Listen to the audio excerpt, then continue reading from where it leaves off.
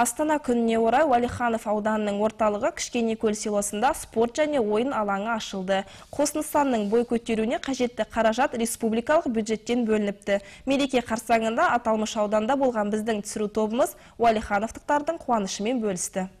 Уәлиханов ауданында 100-ден астам спорттық нысан бар. Өткен жылдың өзінде облыс әкімі Ерік Сұлтановтың тапсырмасына сай 7 хоккей корты мен 15 футбол, 6 волейбол және 8 баскетбол алаңы бой көтеріпті. Сонымен қатар Кішкенекөл селосында дене шынықтыру және сауықтыру кешенін ашу жоспарланған. Оның жобалық сметалық құжаты даяр, әзірге мемлекеттік сараптамадан өтуде. Егер жоба қолдау тапса, алдағы 2 жылда іске асуы мүмкін, деді аудан әкімі Аман Төрегелдин. Жастардың салауатты өмір сүріп, мықты және күшті болып қалыптастыру біздің міндетіміз.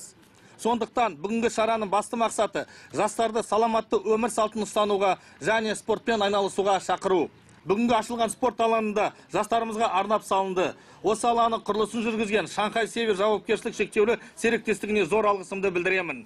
Аудан аяқ допшыларының спорттағы жетістіктері ауыз толтырып айтарлықтай. Олар 10 шілде Қарағанды қаласында өтетін Былғары доп жарысына қатысса, 10 тамыз Семей қаласында өңір намысын қорғамақшы. Жаңадан ашылған футбол алаңы жастардың салауатты өмір салтын ұстанып, ептіліктерін шыңдауға айтарлықтай септігін тигізеді, дейді Жақсылық Шайкин. На развитие побольше таких футбольных полей. Осындай футбол алаңдарын көптеп салуға жет, сонда спорттағы нәтижемізде жақсара түседі. Негізі ауданымызда спорт саласының дамуына айтарлықтай көңіл бөлінуде. Қазірдің өзінде балалар және жасөспірімдер спорт мектебінде 70 шақты бала футболмен айналысады. Кішкенекөл селосында Шанхай Север жауапкершілігі шектеулі серіктестігінің мұрындық болуымен балаларға арналған ойын алаңы ашылды. Аудандықтарда аталмыш шарамен құттықтап, нысанның лентасын қиған аудан әкімі Аман Төрегелдин балалардың жазғы демалысын тиімді ұйымдастыру негізгі міндеттердің бірі деді. Алаңның құрылысына республикалық бюджеттен 3 миллион 200 мың теңгеден астам қаражат бөлініпті. Тендер объектісінен кейін қанда строительный компания Шанхай Север ұтып алды.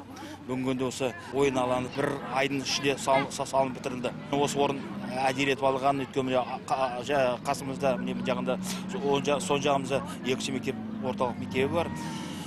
Былтыр міне сон жағынан программа бойынша 22 үй салынған. Сондықтан балалар жақта өте көп. Жалпы биыл аудандағы 1-10 сынып оқушыларының 98% жазғы демалыспен қамтылған. 200 бала оқжетпес лагеріне, тағы 12 тәлімгер Арман лагеріне аттандырылмақ. Ал Көбенсай ауылында аз қамтылған отбасынан шыққан балаларға арналған жазғы сауықтыру лагері ашылды. Биылғы жазда онда 225 бүлдіршін демалады деп көзделіп отыр. Сондай-ақ ауданның белсенді жеткіншектерін Петропавл, Астана қалаларына сапарға жіберу жоспарланған. Фариза Жазитова, Юрий Скаков, ақпарат.